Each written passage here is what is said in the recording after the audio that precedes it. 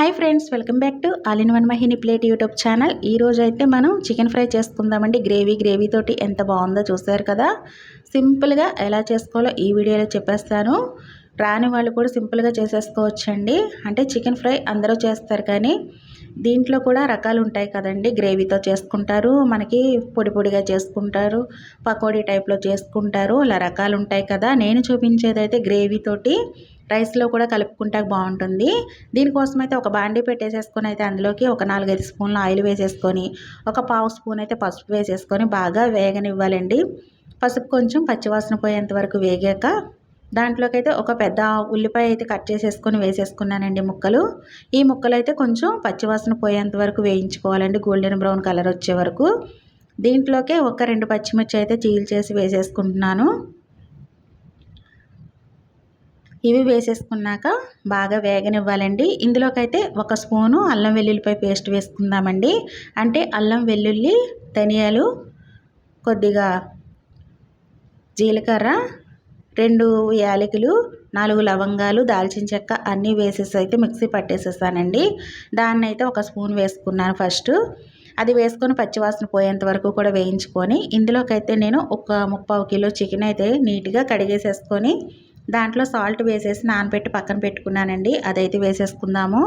అలా చేసుకుంటే మనకి చికెన్ జ్యూసీగా టేస్ట్గా బాగుంటుందండి. అలా ట్రై చేయండి ఒకసారి.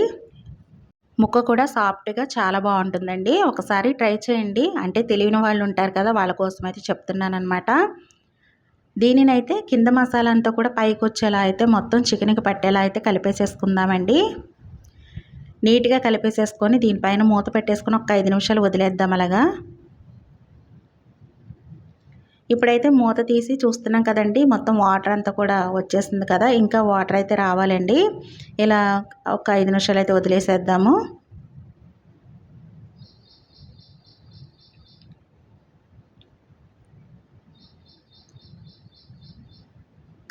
ఇప్పుడంతా కూడా బాగా మగ్గుతుంది కదండి, వాటర్ అంతా కూడా పైకి వచ్చేసింది చూసారా. ఇప్పుడైతే మన టేస్ట్కి తగ్గట్టుగా అయితే కారం వేస్తున్నానండి. మేమైతే ఒక 2-3 స్పూన్లు అయితే వేసానండి కారం. అంటే స్పైసీగా ఉంటుంది, కొత్త కారం అండి ఇది.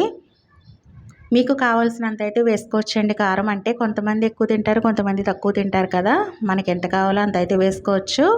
ఇంకా మా టేస్ట్కి తగ్గట్టు అయితే నేను వేసుకున్నానండి. ఇప్పుడు ఇదంతా కూడా బాగా కలిపేసేసుకోవాలి. కలిపేసేసుకుంటే మనకి ప్రతి ముక్కకి కూడా బాగా కారం పడుతుందండి. ఇప్పుడు ఇలా వేగనిచ్చుకోవాలండి.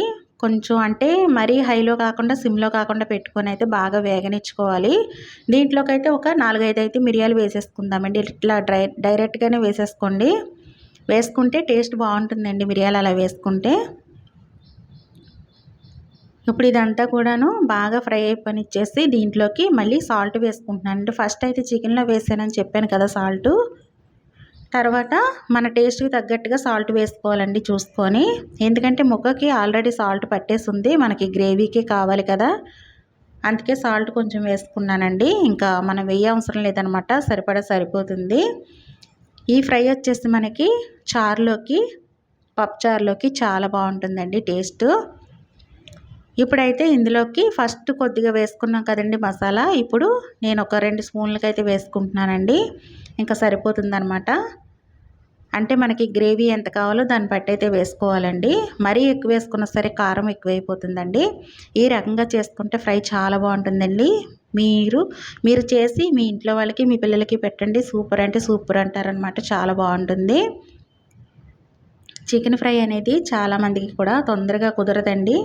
ఇలా చేసుకున్నారంటే ఎవరైనా సరే సింపుల్గా చేసేయచ్చు అనమాట. ఇంకా మసాలా వేసాం కాబట్టి ఒక 5 నిమిషాలు మనం మూత పెట్టేసేసి వదిలేద్దామండి. వదిలేస్తే దాంట్లో ఉన్న ఆయిల్ అంతా కూడా పైకి చూసారా ఎలా వచ్చిందో. ఇలా ఆయిల్ అంతా వచ్చేసాక ఒక్కసారి అయితే మళ్ళీ కలుపుకుందామండి. ఇంకా మూత పెట్టనండి, మూత పెట్టకుండా ఇలానే కలుపుకుంటూ ఉండాలి. ఇలా కలుపుతూ ఈ చికెన్ ఫ్రైలోకి కొద్దిగా కొత్తిమీర, కరివేపాకు వేసుకుంటే టేస్ట్ సూపర్ ఉంటుందండి. అంటే మనకి రెస్టారెంట్లో వేస్తారు కదా, ఆ ఫ్లేవర్ అయితే వస్తుందన్నమాట. బాగుంటుందండి, చాలా బాగుంటుంది. ఇప్పుడు దీన్ని ఇవన్నీ వేసేసుకొని బాగా కలుపుకుంటూ ఒక్క 5 నిమిషాలు మనకి ఫ్రై అయ్యాక ఇందులోకైతే చికెన్ మసాలా వేసుకుందామండి. చికెన్ మసాలా వేయకపోతే మనకి ఫ్రై టేస్టే ఉండదనమాట. ఒక 2 స్పూన్లకైతే వేసుకున్నానండి చికెన్ మసాలా. అది వేసేసుకొని బాగా కలుపుకుంటూ మనం ఫ్రై చేసుకోవాలి.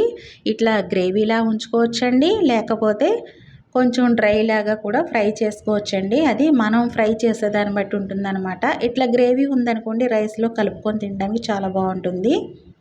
డ్రై రోస్ట్లా చేసుకుంటే మరీ డ్రై కాదండి, ఒక మాదిరిగా చేసుకుంటే అదైతే మనకి టమాటా రసంలోకి అచ్చంగా నంజుకోవడానికి బాగుంటుందన్నమాట. రైస్లో కలుపుకోవడానికి ఉండదు. చూసారా యమ్మీ యమ్మీగా ఎంత బాగుందో, చూడడానికి చాలా బాగుంది కదా. ఈ రెసిపీ అయితే మీరు ట్రై చేయండి. మీరు మీ ఇంట్లో వాళ్ళకి కూడా పెట్టండి. ఎలా వచ్చిందో కామెంట్లో షేర్ చేయండి. మన ఛానల్ ఫస్ట్ టైం చూసే వాళ్ళు సబ్స్క్రైబ్ చేయండి, లైక్ చేయండి, షేర్ చేయండి, సపోర్ట్ చేయండి ఫ్రెండ్స్. Bye friends.